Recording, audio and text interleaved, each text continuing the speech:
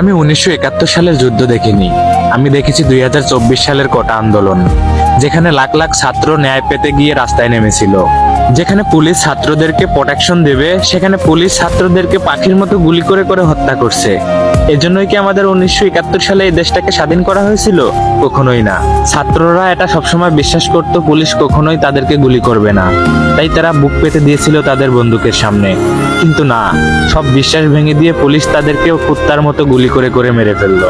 এমনকি মা বোনেদেরও ছাড়েনি তারা, রাস্তায় ফেলে কুকুরের মতো পিটিয়ে পিটিয়ে রক্তাক্ত করে দিয়েছে পুরো শরীরটা। পুরো শহর জুড়ে রক্তের বন্যা বয়ে গেছে। যে দেশে 15 বছর লেখাপড়া করার পর নিজের যোগ্যতায় চাকরি হয় না, বেকার অবস্থায় ঘরে বসে থাকতে হয়, যে দেশে মুক্তিযোদ্ধার কোটা না থাকার কারণে সাধারণ জনগণদের রাজাকার বানিয়ে দেওয়া হয়, সেই দেশ কখনো সোনার বাংলাদেশ হতে পারে না। সেই দেশ কখনো স্বাধীন দেশ হতে পারে না। যে দেশে স্বাধীনভাবে মানুষ চলাচল করতে পারে না, বাঁচতে পারে না, সে দেশ আবার কিসের স্বাধীন দেশ হলো? তাই আমি বুক ফুলিয়ে সবসময় একটা কথাই বলবো, আমাদের এই দেশটা এখন আর কোনো ভালো মানুষ দ্বারা পরিচালিত হচ্ছে না। কোনো এক ফেরাউনের হাতে চলে গেছে আমাদের এই দেশটা।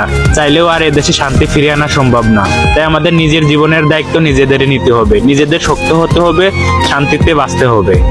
এবং সব ছাত্র ছাত্রীদের জন্য আমার দোয়া আর ভালোবাসা রইল, তোমরা এগিয়ে যাও।